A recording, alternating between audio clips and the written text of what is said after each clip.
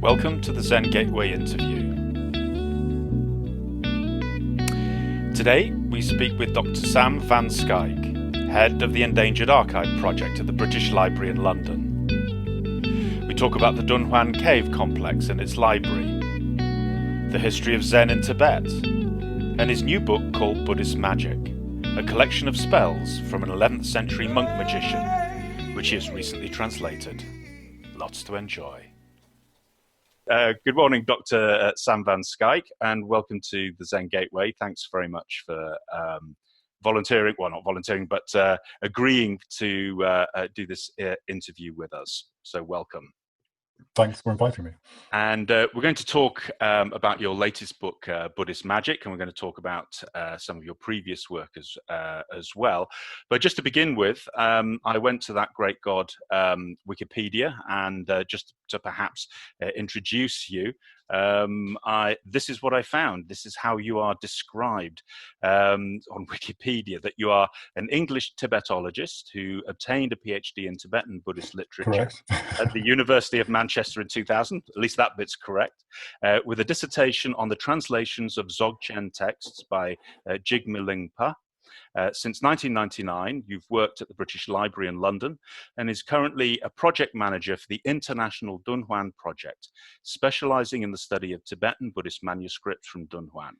He has also taught occasional courses at the School of Oriental and African Studies, part of the University of London. And you're also head of the, doesn't actually say that here, but it says you are actually also head of the Endangered Manuscripts program for the British Library. Is that correct? Right. It's actually the Endangered Archives program, although it deals with manuscripts as well. So it's the Endangered Archive. Right, okay. Thank you very much. Well, that's the sort of so that's the description of that of your biographical details outwardly. But to begin with, on the inside, what was that journey that got you to where you are? Did you sort of wake up as a child and think, actually, I want to go and work for the biggest library in the UK? Was that the dream as a child? I think at certain points in my childhood, if you told me I was going to be working in a library for most of my career, I'd have been horrified. Casting no aspersions on the British Library at all, which is wonderful. But no. So I mean, actually, when people ask me about this, I do say that there were things in childhood, particularly my parents working overseas, and that involved being in Africa and Australia, but also in my early teens in Nepal, in Kathmandu, where there was a significant Tibetan Buddhist exile community, as well as the sort of indigenous Newari Buddhist people. So at that point, although not kind of outwardly I'm very interested in what was going on, I was definitely exposed to it. And then later on, when I was at university, my parents were living in Bhutan. And again, I spent quite a long time out there over the 4 years that they were there. So yes, during that period, I got a lot of sort of, I suppose, passive exposure to Buddhist practitioners, especially in the Tibetan tradition. And then certainly because of that, at university, I was doing comparative religion and started, as I could started specializing in Buddhism and in Tibetan Buddhism. And there was a teacher there, David Stott, who later left to become a full-time Buddhist teacher, and he teaches Tibetan Buddhism under the name of Lama Jambataye. And so he was teaching some undergraduate courses, but when I came to the end of my undergraduate period, I thought it'd be nice just to carry on. So without any great kind of career plan in mind, I started doing a PhD on the Longchen Nyingtig practice tradition of Tibetan Buddhism, also the one that I was practicing myself at that time. Right. So it was a sort of felt like a natural progression, although I still didn't have any particular end point in mind. So that was interesting process doing the PhD. Never a very comfortable one. But Oh, right. at least I got to do. I translated the Dzogchen text from the Longjin Intik as part of that, and that became Yeah. ultimately the first book I published. It's called Approaching the Great Perfection. Then what I really lucked out, because a job came up at the British Library working on the Stein collection from Central Asia, initially only for a year to help a Japanese scholar, Professor Takeuchi, who was cataloguing the wooden manuscripts from Central Asia. Mm-hmm. And I got that job just before I finished the PhD, so I finished it off in the first year, and then that cataloguing work was extended for another year, and then I got involved in a project to catalogue the Tibetan tantric manuscripts from Dunhuang, and did that for several years, and then another project after that on analysing Tibetan handwriting in the Dunhuang manuscripts, and so on. So one thing sort of led to another, and I was working within this wonderful IDP, International Dunhuang project, at the library, which also has partners in China and Germany and America and Russia. So a real kind of international partnership that I was lucky enough to be involved in. Yes. All of us kind of working on digitizing our manuscript collections from the Silk Road and bringing them back together online on the IDP website. And a real kind of partly, it's very important for scholars and for Buddhist practitioners, and also as a kind of reparation for all of the colonial activity, which is the reason why all of these manuscripts were scattered across the world in the first place from the early 20th century onwards, that this kind of rush for exploration and digging up and kind of taking away whatever you could find from the Taklamakan Desert that went on with the British and the French and the Russians and so on. So yes, that's how I came to be at the library in the International Dunhuang Project. And then only now, where are we now? A year and a half ago, I moved from there to the Endangered Archives program to be the head of that program, which was a new role, although the Endangered Archives program has been running for since 2004 now.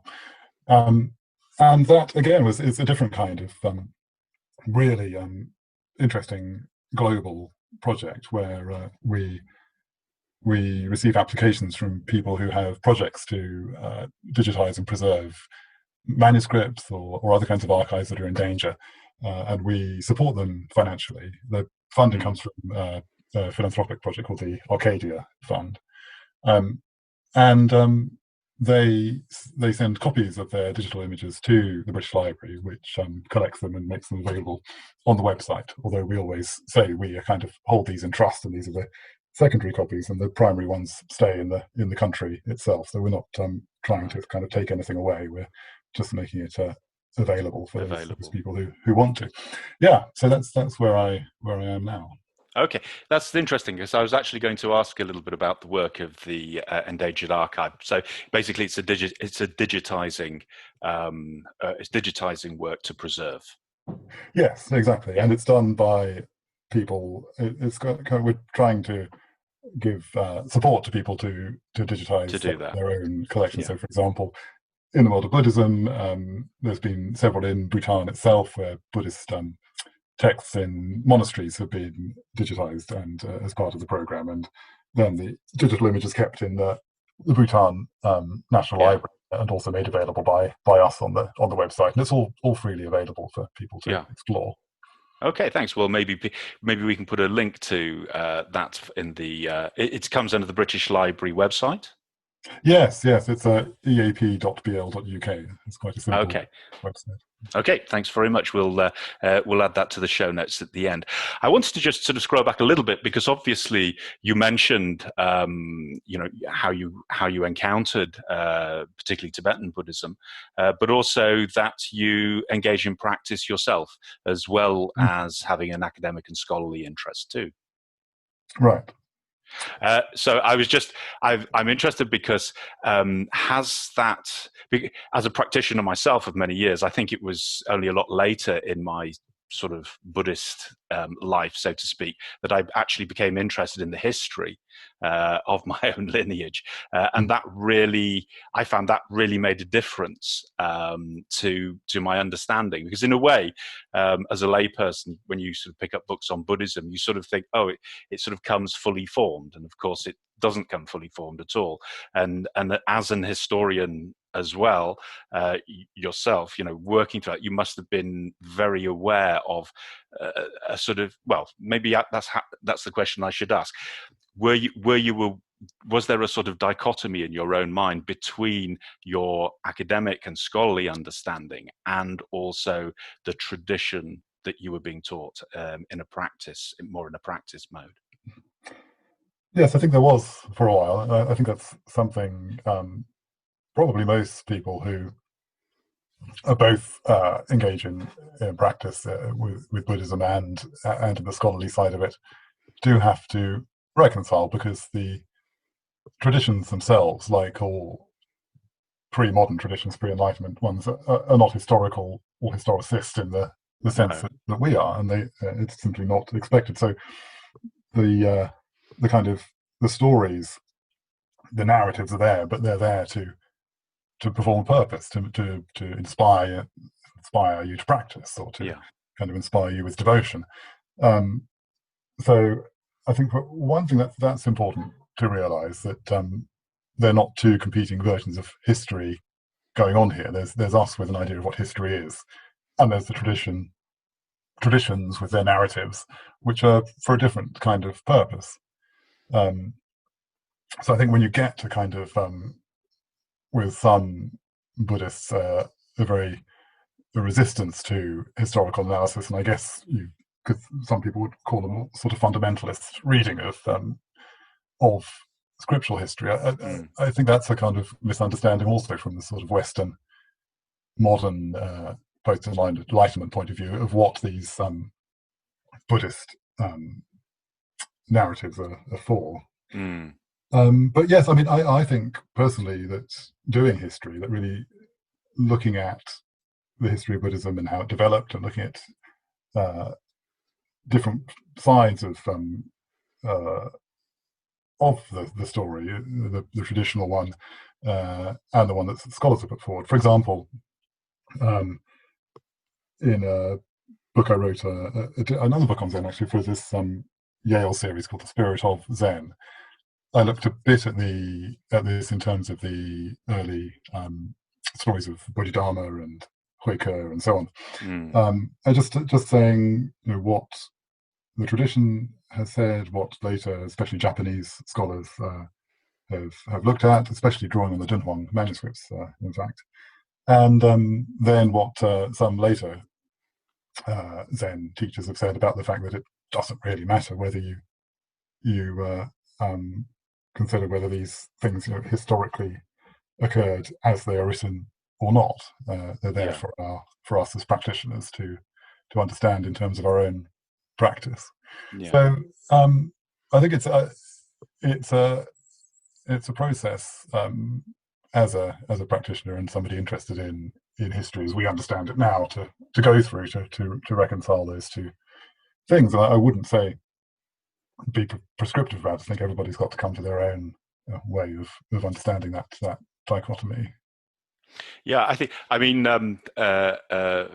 like the way, that understanding was sort of the one that was given to me by my own teacher as well, who was Austrian by birth but trained in Japan as well. And I think for what helped me make sense of it, of course, was the teaching of the two truths, I suppose, because at the heart of that is this notion of perspectivism, I suppose, and that's a little bit perhaps what we're looking at here, that there are different perspectives that feed in differently.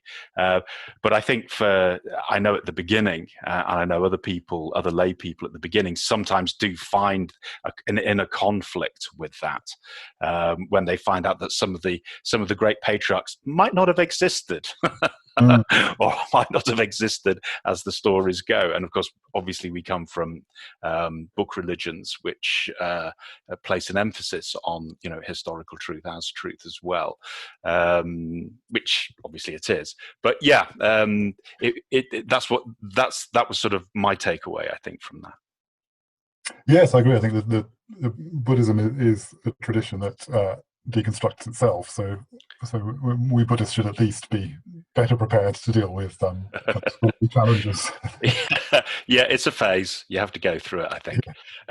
So I wanted to move on a little bit and talk a little bit about Dunhuang itself, because obviously both the two books I wanted to look at today, obviously Buddhist Magic, but also Tibetan Zen, an earlier book which we also reviewed and which I personally like very much indeed, focus on the manuscripts there, and obviously that is your area of expertise. But I wondered if we could just sort of start by setting the scene, or asking you to set the scene. Can you tell us a little bit about, what was going on at Dunhuang? Why was it important? And, a little bit about the history of the library being rediscovered. Is this a sort of, Dead Sea Scrolls, Nag Hammadi library type story? What can you tell us a little bit about it, please? Yeah, so Dunhuang was one of the major Silk Road hubs. It was on a point in the trade routes stretching from China through to Iran and into the west, and also southwards towards India. And it was a fairly important point where the travel routes went around either side of the Taklamakan Desert, which is an incredibly hostile and dry desert. So it was a stopping off point for merchants, monks, pilgrims, all kinds of people. And if you go there today, you'll see there's the town of Dunhuang and the cave temple complex of Dunhuang are not actually that close to each other.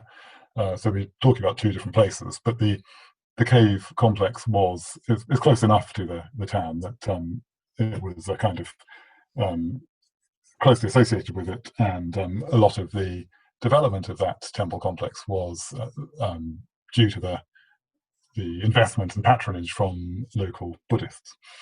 And so what it is a long cliff which has been carved temples, shrines, beautifully painted, many of them with sculptures and so on, often with central pillars that can be circumambulated, and roofs that are done as on the model of built temples, but carved out of rock. And there's been some debate about how these were used. I mean, some people think they were used as meditation retreats for monks, and it's possible that some of them were, but most of them actually seem to have been like family temples and tombs, and they were commissioned by some of the wealthy local families to commemorate somebody who died, or as a sort of merit-making exercise.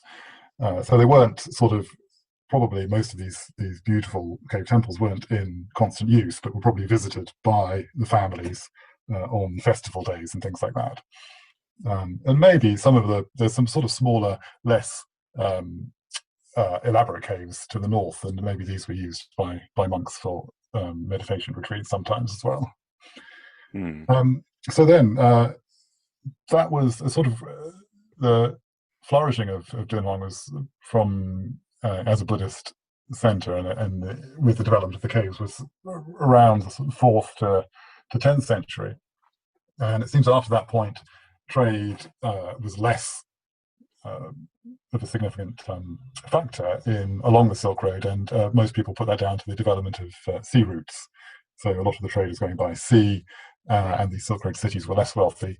And for that reason, you see very little further development of the cave temples after about the 10th or 11th century at Dunhuang.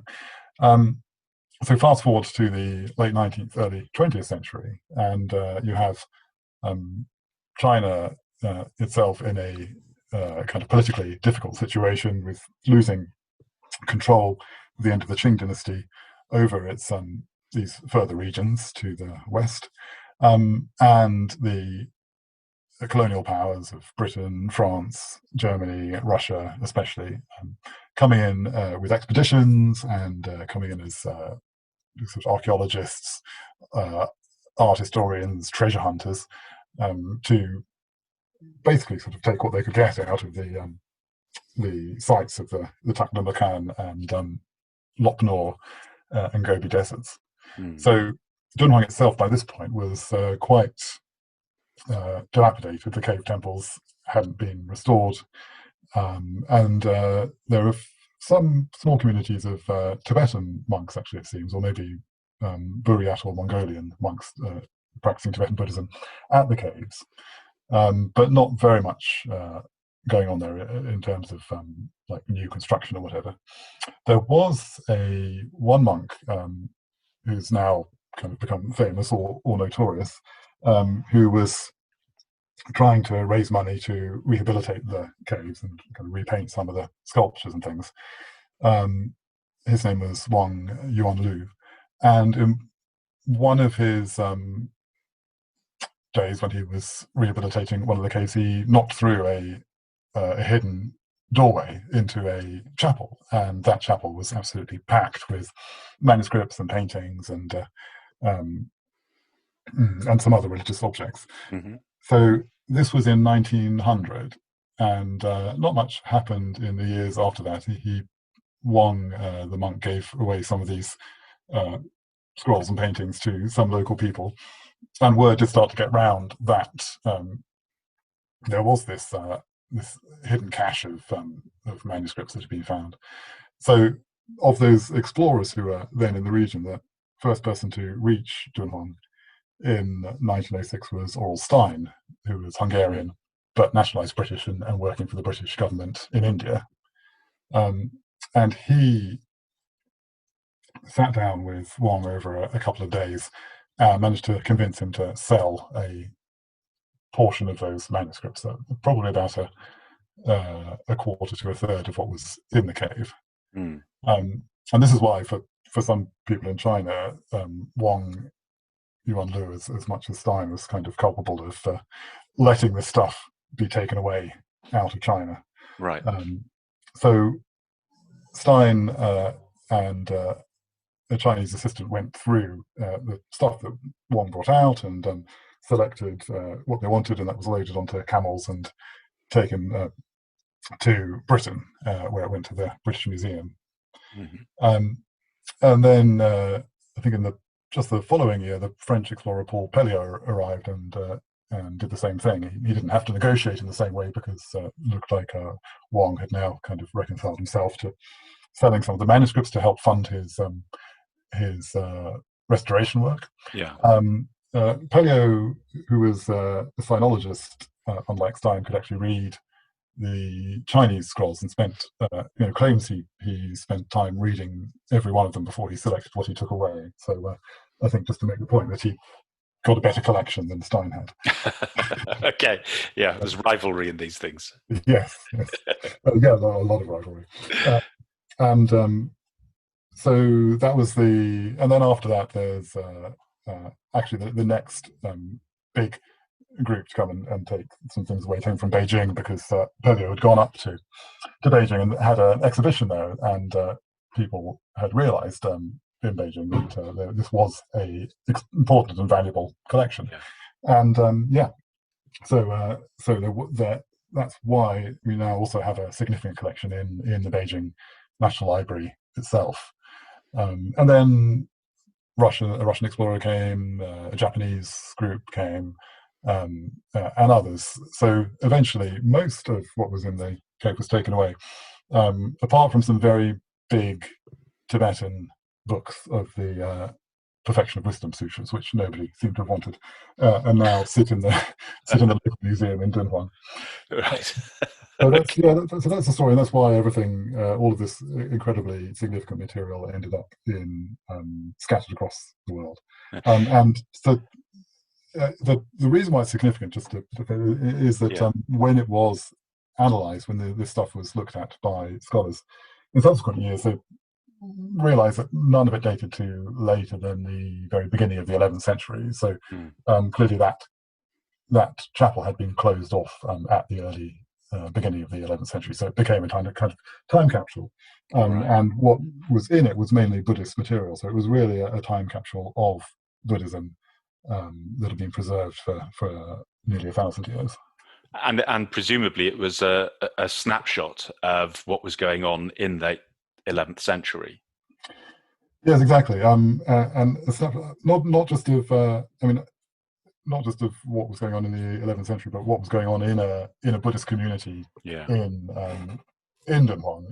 So one of the important things about the collection is it's not just a nicely organised library of Buddhist scripture, but it's got all kinds of stuff in it, Mm. including kind of shopping lists and letters Mm. and ephemera. So it is a kind of snapshot of what local Buddhists were doing at that point in Dunhuang. So yeah, it's sort of like ruffling through or rifling through that bottom drawer that you've ignored for years and years and years, and spending hours coming across old sort of gig tickets and, as you say, shopping lists and things, but on a much more historical and cosmic level. I have to say, thank you very much for that. Just as a sort of quick follow up question, with regards to that dispersal of manuscripts around the world. Obviously, China suddenly woke up to it a little bit late, and then sort of dashed over and it took control of it. How does all that sit now in the 21st century? Thinking, I mean, obviously, it's like a little bit like the whole Elgin Marbles sort of question. How does that sort of sit? Is there a sort of a kind of uneasy truce or easy truce to do? Yeah. Mm. How does that go with China and where all these manuscripts ended up?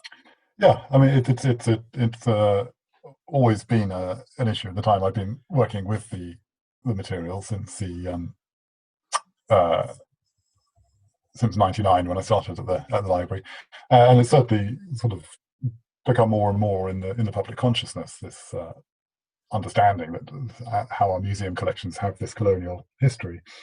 Um, my experience working with IDP, with the International Dunhuang Project, and working with curators of the collections and conservators in these institutions and in China, is that it's not at that level that anybody wants to move these collections around or have them all returned to China.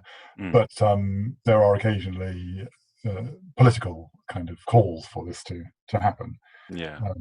Mainly coming from politicians. Yeah. And I'm sure that will continue. I don't know what will happen, but my feeling is that the model that we had with or have with IDP, that people collaborate, that the collections themselves are the important thing, and we share our knowledge about working with the manuscripts, and we make them available in digital form freely for anybody who needs them, is a good model for dealing with this kind of heritage that we have of these collections that are dispersed due to our own country's colonial activities. Okay, thanks very much. It was just obviously a question that sort of came up whilst you were explaining, particularly about the rediscovery of the Library of Manuscripts.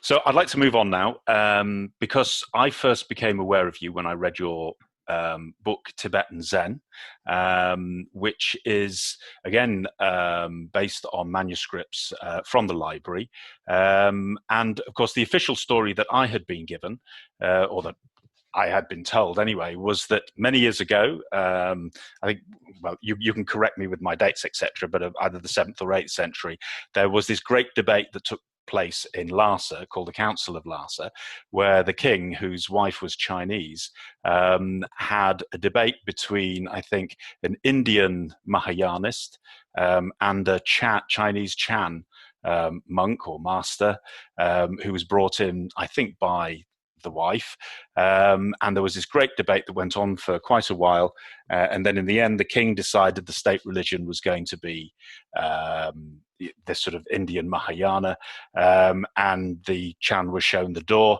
and that was that. Zen, that was the end of Zen in Tibet. But one thing I do know is that decisions by kings, of particularly even of things like state religions, I've never heard of that being made on purely philosophical grounds and not political ones. So I never quite 100% believed it. So in a way, reading your book, Tibetan Zen, confirmed a bias that I already had. But perhaps you could just tell us a little bit about the thesis of the book and what it was about, what you wanted to show by it. Yeah, I came to looking at Tibetan Zen or Tibetan Chan through actually that period when I was cataloguing the Tibetan tantric manuscripts, along with Jake Dalton, who's now at Berkeley. And one of the things that we noticed was that the tantric Buddhism at that time was called Maha Yoga, the Great Yoga, but that there are these Zen manuscripts that also refer to their practices as Maha Yoga. So we included these in our work, and I got more familiar with this Zen tradition in Tibetan.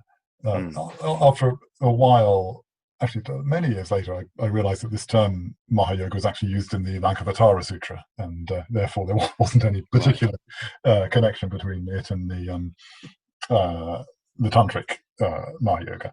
But we did find, Jake and I working together, that there were manuscripts that showed that Tibetans or people using the Tibetan language were mixing together tantric practice, deity visualization practice, and some of the practices from the Zen tradition as it was at that time. So that was a kind of fascinating discovery at that point. This was back in 2004 to 2006.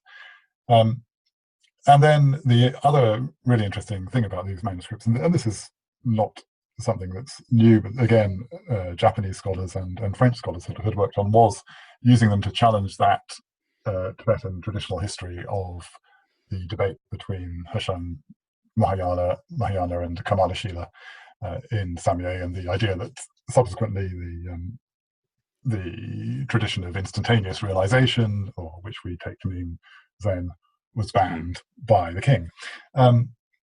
So there's a whole book by the French scholar de Mirville on this manuscript that turns out to be a kind of Chinese version of the same story. This is another Dunhuang manuscript. And in this version, it looks like there wasn't really a debate in person at Samye, but maybe more like some letters sent back and forth between the Kamalashila, based in Lhasa, and Hashang Mahayana, who was based in Dunhuang, actually. And the outcome, according to this manuscript, of that exchange of letters, still a kind of debate, I think, was the king said, oh yes, this Chinese Buddhism is fine. So not only was the sort of details changed, but the whole point of the story changed as well, and there wasn't the kind of banning of Zen in Tibet, and that's definitely also supported by the manuscripts themselves, because they do date as late as the end of the 10th century and definitely show Zen teachings being circulated that late. And then also looking a bit into Tibetan history, I found evidence that they did continue as well in Tibet itself in the following centuries, maybe at least through to the 13th, 14th century. So the Chan Zen tradition did definitely have a life in Tibetan Buddhism beyond, or well beyond the time of the debate, but even beyond the time of the Dunhuang manuscripts. Do we know when it finally? I mean, I was going to say when it sort of finally died out, but actually, I've spoken with Tibetan teachers myself, particularly the Vajrayana tradition, who also have knowledge of Dzogchen as well, and of course, they seem to accept that Dzogchen has a definite overlap with teachings of Chan of the Zen school. Yes, and I looked into that a bit because I've studied and Dzogchen, and it's interesting. I feel like they have a probably more like a common heritage. So if you look Yeah. at things that are said in the Prajnaparamita Sutras and the Lankavatara Sutra, Yeah. um, they're very much sort of there in Zen as well as Dzogchen. So I don't think Yeah. you need to get too worried about what might have influenced what or anything like Yeah. that. I think Yeah. they're both quite share a common genetic heritage, I'd say. Yeah, yes. Schools don't die out; they just evolve, really. Mm. I think. Because okay, thanks very much for that. So yes. So obviously, these were manuscripts again, as you said, that were discovered in the or that come from the 11th century.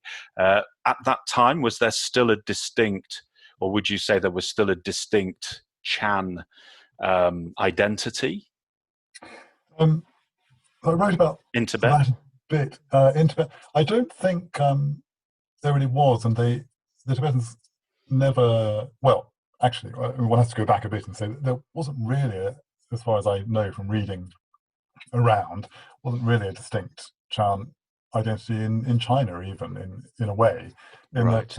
that they're at least until the Song dynasty, Hmm. there weren't kind of dedicated monasteries or anything like that Yeah. to Chan, and there were these what we see in those old stories, well, like small groups around specific teachers who taught meditation. Mm. But but I think if we use the word school, we're slightly kind of distorting what was happening at that point Mm. in China as well. So the same goes for Tibet. It's more like lineages of instruction and often for people, I think, a part of their practice. So that's why you would have people maybe incorporating a bit of Chan mental techniques into their Yeah. Vajrayana deity practices. Yes, I mean, I'll put a link also below this one, sorry, below this talk, to the talk you gave about early Zen meditation practices, which I saw last night and was really fascinating. In fact, I want to go back and watch it again because I think that really it makes very clear this sort of syncretism that you're talking about. So, thank you. I'm glad it makes sense Yep. because I'm glad it makes sense because I was very jet lagged. I had just flown from London to Vancouver to receive that prize and give that talk. It made sense to me. So well done. So no, it did the job. Right. So let's move on. I want to talk about the new book, Buddhist Magic: Divination, Healing, and Enchantment Through the Ages, which has just come out in July this year, I think, end of July, beginning of August. Which I picked up my copy, which we've already reviewed on the Zen Gateway, and obviously I'll provide a link to that too, which I heartily recommend. Obviously, I have an interest in magic, esoteric thought anyway, so this was a no-brainer for me. And this also, obviously, the center of this book, as well as being a discussion about magic and the magical worldview and a little bit of comparison East and West, and also how magic was used to spread Buddhism, which I'd love you to talk about as well, because I think this is an area that's not known widely. But basically, the core of the book is your translation of a Tibetan manuscript of spells that were clearly being used by a jobbing monk magician, with i.e., with this notion that this was something that was quite common. Yes, yeah, no, exactly.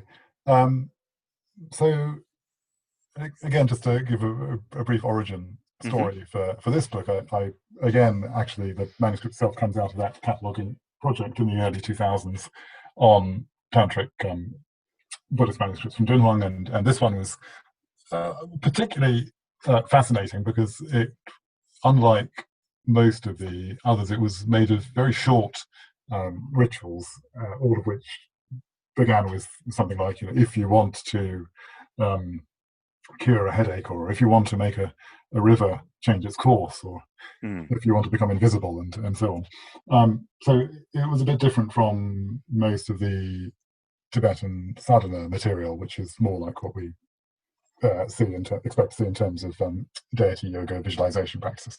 But I didn't have much time to work on it more at that point, so I left it. then I did write a blog post on my blog, now discontinued, earlytibet.com, Yep. about this, and found that post generated probably the most interest and responses of anything on the blog, particularly around the question of whether magic is a valid part of Buddhism, and whether monks practicing magic is a kind of heresy or not, among Buddhist practitioners, or the netizens who were Buddhist practitioners.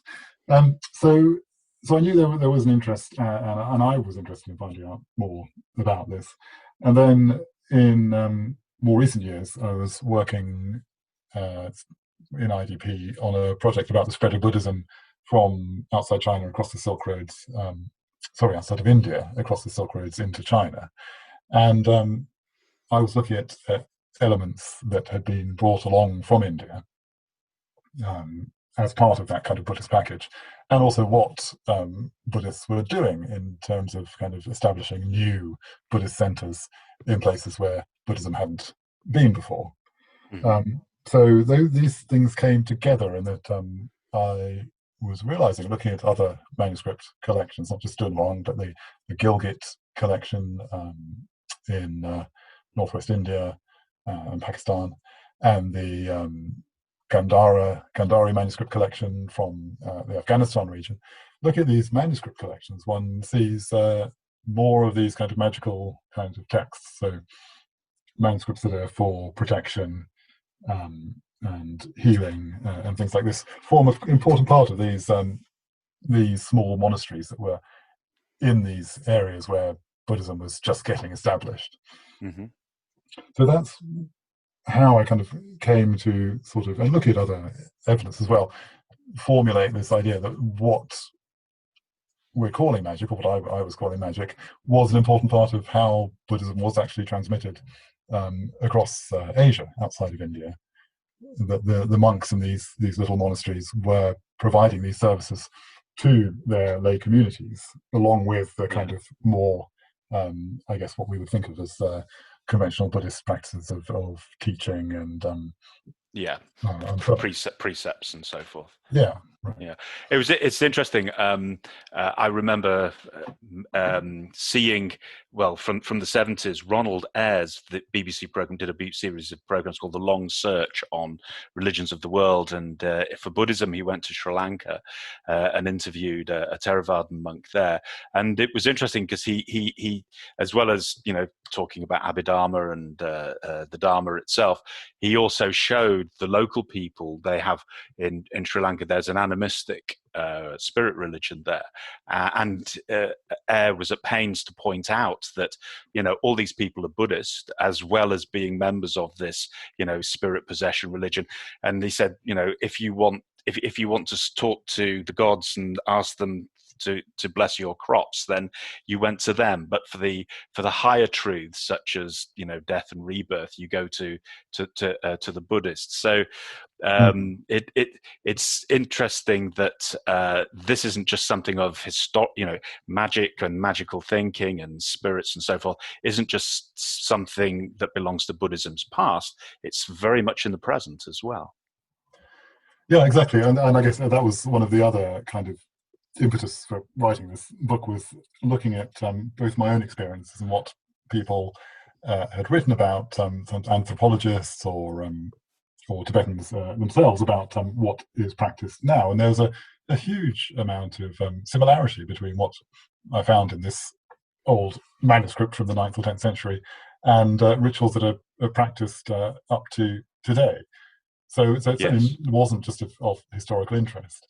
But it's also interesting that program you're talking about, because I also wanted to try and not fall into that idea, which we often do in the West, that when you see somebody providing sort of healing or magical services in a Buddhist country, that they're not really the Buddhists. They're a kind of local tradition of healers or something like that. So a lot of people working in Buddhist scholarship have done that, and they've kind of, whenever they've come across this thing, they've said, "Oh, that's a local tradition," or that's some kind of degenerate form of Buddhism that happened in in Thailand or something like that. Whereas when you look at the history, it's clear that this kind of activity has been there in Buddhism from as far back, at least, as we can go in the manuscript tradition. Yeah. So yes, so I think it's important to, as I tried to say in the book, not to try and keep trying to push this magical aspect of Buddhism to the side by one technique or another, which has happened in the past.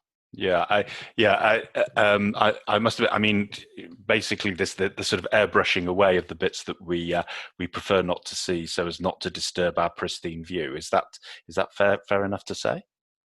Yeah, absolutely. And it's also, it's not just actually coming from outside of the tradition, that sometimes in the modern world, when people in the tradition itself, for example, in presenting Zen from Japan or presenting Tibetan Buddhism, have let's say, fine-tuned their presentation of their traditions to appeal to a modern Western audience, and have airbrushed certain areas. You wouldn't be talking about Daisetsu Suzuki by any chance, would you? Almost too easy to yes, it's too obvious with Daisetsu Suzuki. I mean, there's reasons why they did that, of course, and that we know of. But I think it's useful for us now. It's useful anyway I think for all of us to not suffer from the conceit that somehow we in our own culture are not subject to the prejudices of that culture and that preferred worldview, and that when we encounter something that comes from a different worldview, these things, that this sort of slightly skewed view that comes out tends to happen. And a little bit that sort of leads me on to my next question, which was really about the timing of this book, because you talk in the book as well, obviously, about how in the West, we've repackaged Buddhist meditation now. It's, secular mindfulness, secular Buddhism, obviously, is huge. Lots, it sells very well. There's all sorts of courses people can go on, and okay, it's a thing, of course, but that we perhaps need to be careful not to throw out babies with bathwater as well. Yes, yeah. So I mean, that's part of the reason for writing the book. Again, from the practitioner point of view, was that I think we need to be honest with ourselves and with our tradition about what it is, and not try to form it according to our own prejudices or our own kind of preconceptions. So that's, yes, throwing babies out with bathwaters is very much a kind of danger, I think, with when you selectively pick and choose from the aspects of a tradition. And for mindfulness, I wrote a bit about this, only very briefly in the afterword to the book, but I felt there's 2 points there. One is that, yes, if you strip everything away, then you may achieve presenting a version of Buddhist meditation that's very successful in the West, but at the expense of everything else, basically, in the tradition. It's ethics, it's philosophy, and so on. But also, when we look at what I've just been saying about how magic has worked in the spread of Buddhism into other countries, that what those monks were doing was offering not only performing the kind of core activities of a Buddhist monk, but offering services to their community that were wanted. So they were kind of reactive to what people wanted in terms of healing, help for their crops, for help in pregnancy, this kind of thing. So mindfulness is really doing the same thing. It's being reactive. It's being developed for what people want is something that will make them feel calmer and happier and so on. So it is possibly sort of the new magic. Magic. Yeah, I didn't want to say that, but yes. Yeah, I mean, I would 100% agree with that. But the one thing that I think that it doesn't do, and this is also why I was very interested in the book as well, is that obviously for for Buddhist magic to exist in the world requires a certain worldview that's very different to our worldview. There's a world that's alive, that's conscious, that has agency in it, and you need to go and talk to it and communicate with it, and you have these people, who can go and do that. In our world, where consciousness exists inside our skulls only, and otherwise the world is a sort of meaningless shambles, survival of the fittest, etc., and otherwise it's dead and non-vital. Really, all you can end up doing with mindfulness is doing what we do with everything else, which is some form of commodification. Really, it doesn't require us. It doesn't challenge our worldview. Wouldn't that be fair? Yeah, no, I think that's exactly right.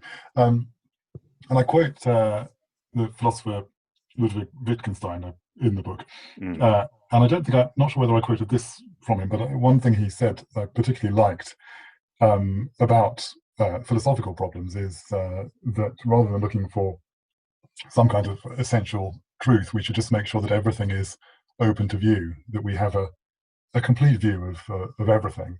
And then the answer will appear kind of out of that on its own. So I feel like, yes, everything should be open to view, and that's why I kind of wanted to talk about magic as a part of Buddhism. And in that, as you say, there is a sense that we might have to adjust our worldview slightly to accept a Buddhism that has this kind of magical practice as an inherent part of it. Okay, well, listen, Sam, thank you very much indeed. That's been really fascinating. We're going to put all the links, obviously, in the show notes to this.